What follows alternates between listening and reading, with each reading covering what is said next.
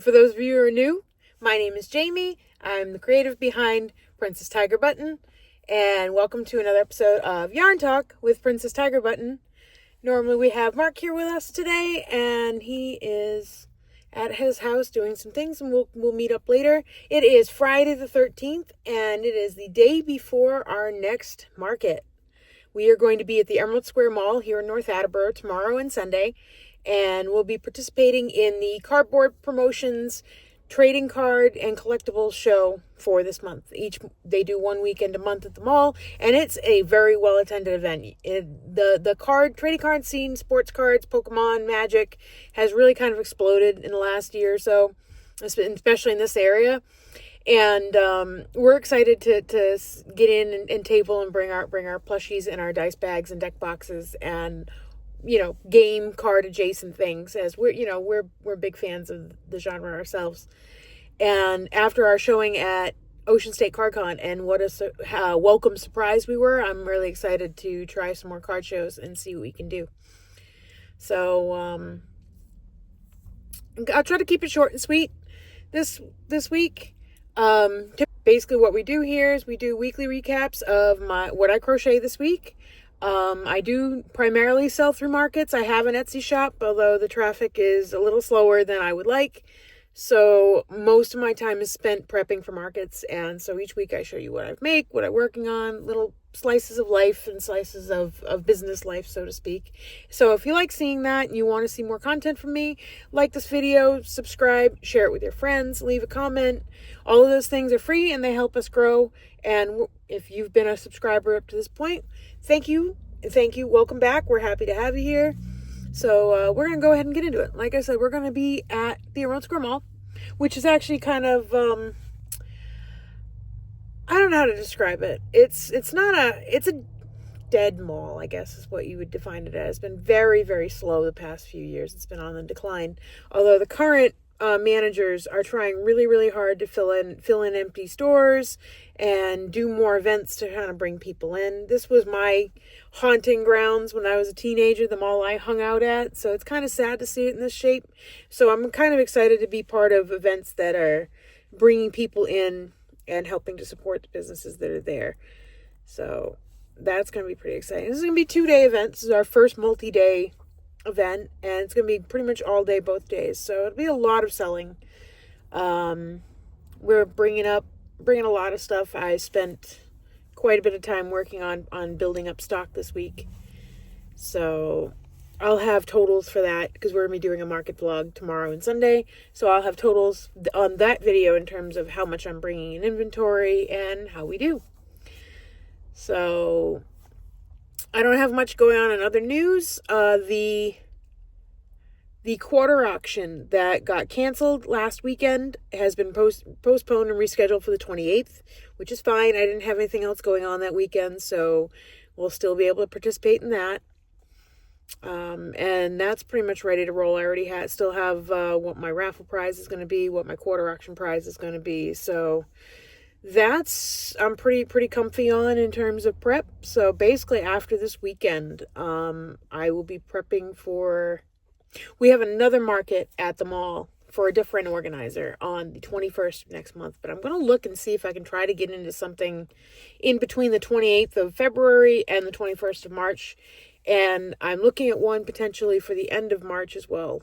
That will round out our month. We do have the opportunity to book for more card shows, but I haven't made the decision on whether I want to book for more of those until after this weekend, and we see actually whether this is going to work for us or not. So I didn't want to put too many eggs in that basket until I really know the lay of the land, so to speak. So that's what we've got going on. But either way, I'm going to still need a lot of stock. I'm still going to need to build up inventory for the conventions later in the year. So everything I make is going to be of use at some point. Nothing is wasted. So we'll go ahead and get into it. I have a whole crate full here of little things. Let's see. Right off the top, I have another love cat.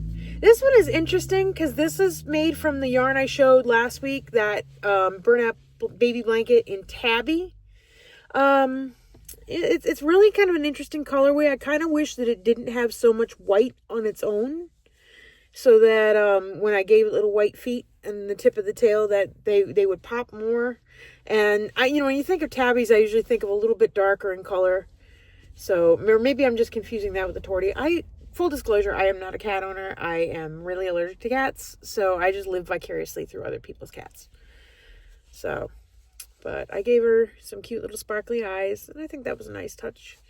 So, I'm kind of on the fence on how I feel about this. Mark really liked it. He thinks it looks really good. So, we'll see what kind of attention it gets this weekend and whether I'm going to make more with it or if I'm going to find something else to make with that yarn. I'm not sure what that would be because it is kind of an interesting variegate with a lot of different shades in it. But we shall see. Next, I did a lot of replenishing some of my small quick grab makes. So I have a handful of gummy bears here. I basically just went through my square and saw what I had for inventory there and just tried to fill anything in that was sold out. That is another goal for myself for tonight before I go to bed, is going to be fully counting everything and making sure everything is in square and is accurate. And I really want to get back on top of that because that way as I make things, I can just receive it into inventory instead of having to go through this whole process of counting everything all over again. But I also really liked how Square lists things when you sell out of them, so it made it really easy to see at a glance what I no longer have. So that not only can I not sell something I don't have made, I can go back through after and be like, okay, what do I need to make? And it's really easy to see that at a glance. I forget what pattern I used for the gummy bear. I don't remember if I've linked this in another video. I know it was a free pattern on Instagram. I will see later on if I can find it or something close, and I will post that in the description. It's a really easy pattern, and at this point I had just memorized it, so it's been a long time since I've actually looked at the pattern. All right, so next up we have a handful of mini octopuses. And same thing again here. This was just a free pattern on Instagram. I'm pretty sure I've linked these before. I try to give them some different faces. I get bored doing the same thing. So some of these have faces, some of these just have blush. And I was just trying to fill in spots of where I didn't have any of that particular color or only had one left. So no real rhyme or reason as to why I picked those. I had a frog. I don't know if I need more frogs. I may, depending on what the count is, I may actually bring a few different greens and do some more frogs while I'm there this weekend, because they are pretty quick makes.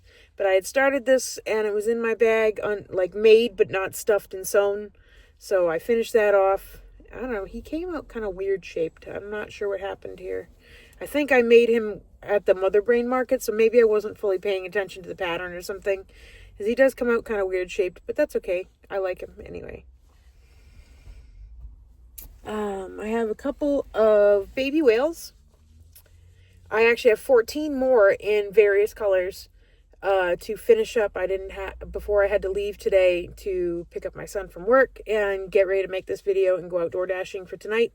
I didn't get a chance to finish them. I was batch making, so I made all the colored tops.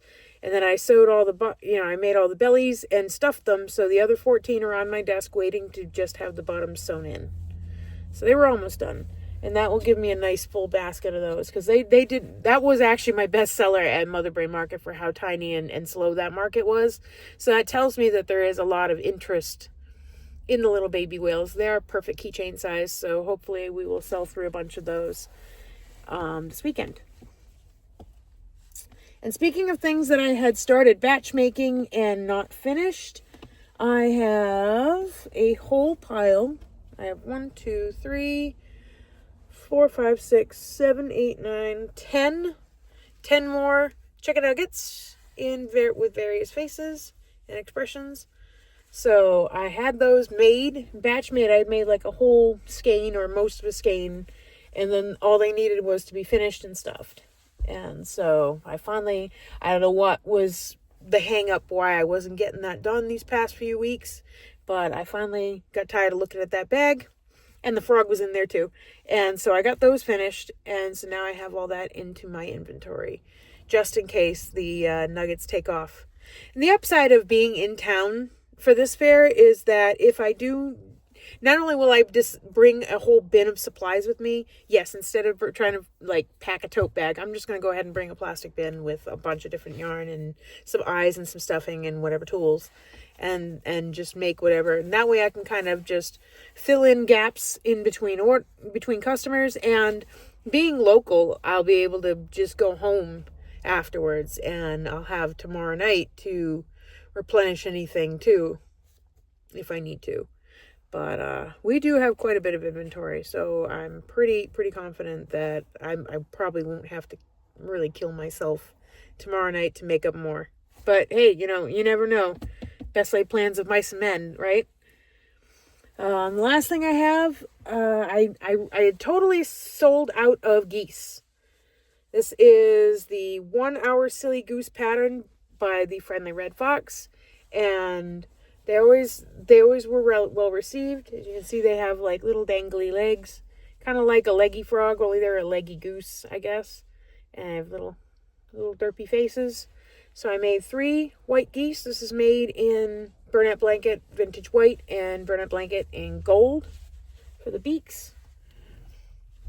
And I made a couple with the same pattern as flamingos. So I used black beaks and black leggies. And the bodies are actually Loops and Threads Demi Pearl in the colorway Pink Lemonade, which I think is like the perfect flamingo-y color.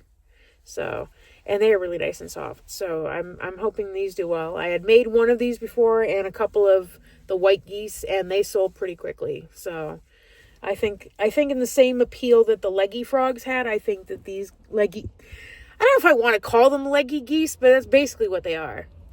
And so if they have the same kind of appeal, then I'll be happy with that. The pattern page, because this is a free pattern on her website, also showed modifications for some mallard ducks. I believe they used a much lighter brown on the bodies, but I just didn't have anything that looked right. And I've seen green with brown before for these kinds of ducks, so I just went with that. So this is, I believe the brown is Loops and Threads Demi Pearl in Deep Mahogany, which is a really good chocolatey brown. I've been using that for a lot of different projects. The green is Burnett Blanket in Deep Sea, which I think was part of the Coastal series. And again, gold on the beaks and gold on the legs. And I modified it for myself. I made one of this just to see what kind of interest I get, and because I didn't have any more brown to make another one. I used the same pattern to modify to make a Canada goose. So I gave him the black beak and little black legs, and he's got fuzzies on him from stuffing or something. But hopefully, maybe the Canada goose. This pattern goes really quick. It was a really easy pattern. You just start at the bottom of the butt and work all the way up to the top of the beak. And the legs are basically just you make the feet, and then you chain, and then you sew it to the body and just weave back through. And the wings are the toughest part, and for some reason I'm still never quite happy with the shape of them. So it kind of makes him like a little bit of a derpy goose with his little flappy wings. You make it almost like you were crocheting a leaf, and then you weave you leave one long tail for sewing, and then the other tail at the end you weave back up through and kind of close off the top of the wing. But I haven't quite, and she has a tutorial on her website on how to do this, and I followed it. I watched it multiple times, and for whatever reason, I just can't seem to make these come out the way I want. So I did the best I could, and they don't look too terrible, but I know that they could be better. And so someday I know I will figure out the secret sauce there, but hopefully these will do well this weekend, and I'll know whether it's even worthwhile to make any more Canada geese. So that's really all I have to show this week. Like I said, I have 14 more whales that just need their bottoms sewn up at home. I will put a picture of that as proof here. And, yeah, like my wrist and my elbow and my shoulder are absolutely burning right now. So I am definitely going to be kind of resting. I have to do some door dashing to make a little money for myself for tonight. So I'll be able to kind of cool it on that for a little bit. But, Yeah, I mean, my shoulder's been bothering me actually even since I was still working in the garage. So I don't know if I pulled something or twisted something, but I don't really have the healthcare insurance or anything to get that checked out right now. So I've been kind of just need to baby it. But the elbow and wrist hurting is definitely from me overdoing it with crochet this weekend. So that is something I will need to take a break on. And I may actually consider, now that I'm doing this full time and starting to do more and more long stretches of crocheting, especially with the thicker yarns, is maybe getting some sort of compression sleeve or a compression glove or both to kind of give me a little bit more support on that. And I'll just have to be a little bit more mindful about taking breaks and not creating a repetitive motion injury that would prevent me from being able to make things now that this is basically my livelihood. And it's really no different than being a mechanic and then having to get rotator cuff surgery, which we always joked in the industry is not a matter of if, but when, because you spend a lot of time with your arms over your head, working, twisting tools, and that's where I'm at now. So we'll just keep calm and ibuprofen on.